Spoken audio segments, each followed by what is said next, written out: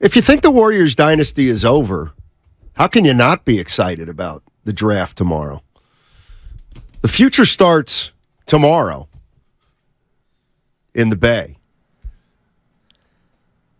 Dunleavy knows it. So you are on cloud 9 right now. Why? Well, because you believe the dynasty is over. No.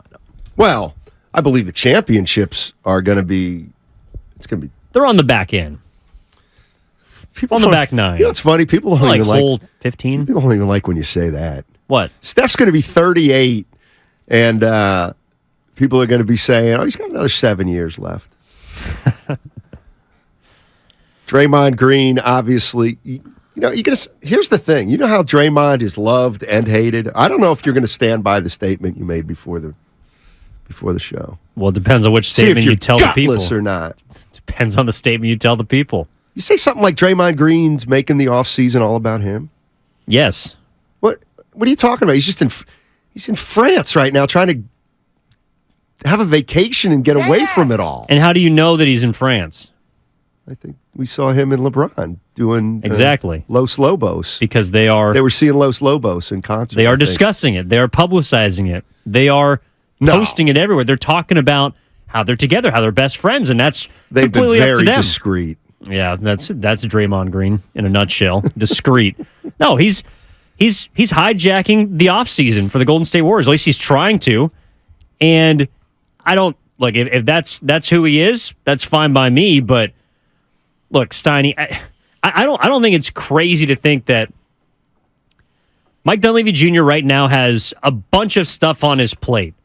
And number one, of course, is re-signing the guy that opted out of his contract earlier this week. And so Draymond is continuing to just make it about him, like he always does. He does it during the season. He does it during the offseason. He does it with his podcast. That's who he is. I don't think that's so wrong to say. I think you're saying it just because he opted out, which everybody knew he was going to do. No, it's not about that. It's about the podcast with Steve Kerr. It's about the lead up to the opt-out. It's about the rumors that we continue to hear that circulate every single day. It's about the statement from Clutch. It's about him going to France with LeBron. It's always something about Draymond Green. How many times have you heard about Stephen Curry this offseason?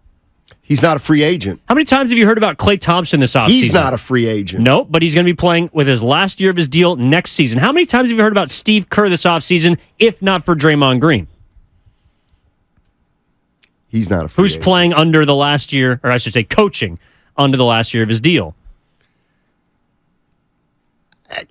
It's all about Dre. See, now, I had the perfect rebuttal for you. Did you? Yeah. You should have said, is Dante DiVincenzo trying to hijack the the offseason?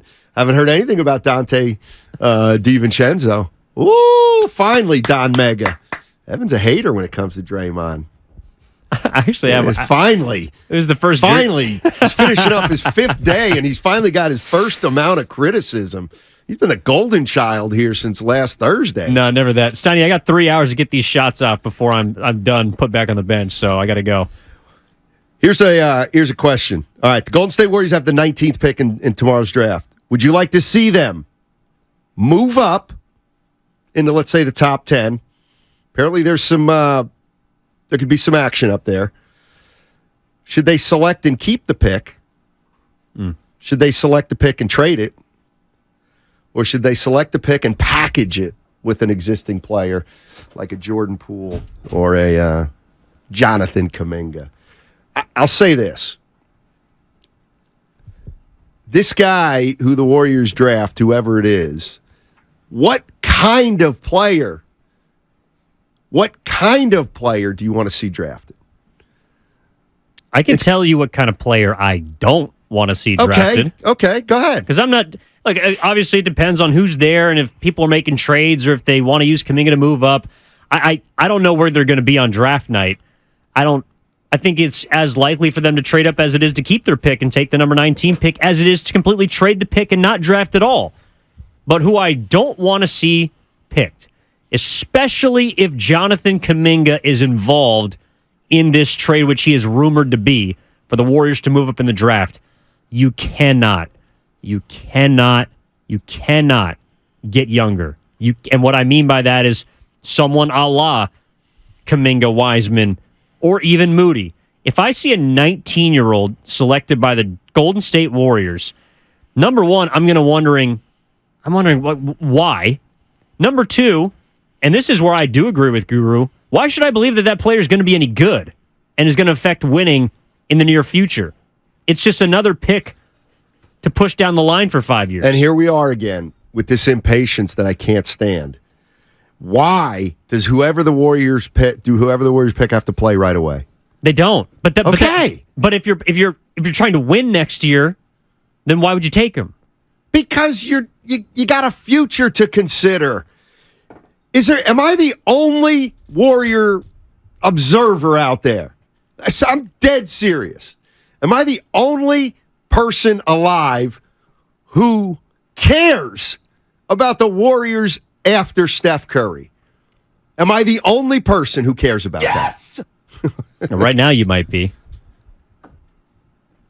I don't, and I just don't understand that at all. I just don't. Okay, so if Stephen Curry... It's going to be Mike Dunleavy's job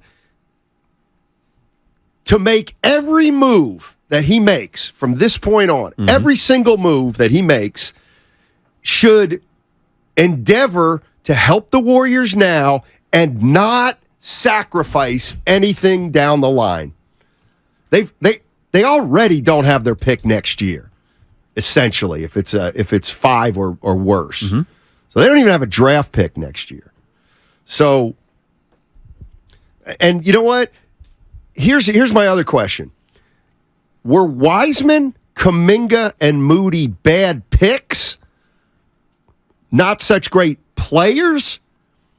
Or are they good players who just got picked by teams they can't play for? And I know if you're a Warrior fan, it doesn't matter if the young guys aren't playing for whatever reason. I'm just saying that I wouldn't give up. Like, the one thing I don't subscribe to is, well, they're 19, they're not going to play him anyway. Well, let's see. Who is the guy? The Warriors have played young guys before when they deserve to play. Yes, but if you draft a 19-year-old... 4-year player, Hawkes. Okay, and that is a player that I wouldn't be necessarily mad about taking.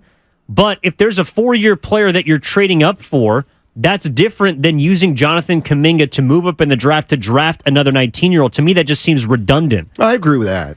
And I'm not trading 19 and Kuminga to move up to 8. I'm not doing that. No interest in that. Unless there's a really good 4-year guy that you like up there. I still wouldn't do that. Would you? No, I don't want to give up on Jonathan Kuminga. Okay. We agree there. But I also think that to your question about whether it's the picks or the situation, that's another reason why you cannot take a young player or an inexperienced player. I agree. Because there's no room for them right now, especially if you're trying to re-sign and bring back Draymond Green. That's already going to hinder Jonathan Kuminga's progress. And I think that's the only reason he's involved in these trade talks is because they're trying to re-sign Draymond, which means that Jonathan Kuminga's role is not going to rapidly rise the way that he would hope.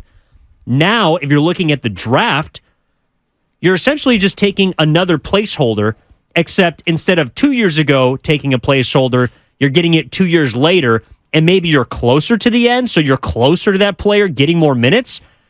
Unless you're drafting a guy that, is going to be able to, in a year or two, maybe replace, a Klay Thompson, or replace in 3 years a Draymond Green, or replace, whoever is on their way out for the Warriors, then I don't see the point. And to me, what you have right now in Jonathan Kuminga is a lot of potential, and I don't want to give up on that. Especially for a guy, for another question mark, for another unknown. And so I do wonder what Warriors fans want to see from the draft tomorrow. Do you want to see a trade? Do you even want to see them make a pick? Do you want to see Kuminga involved? Do you want to see Poole involved?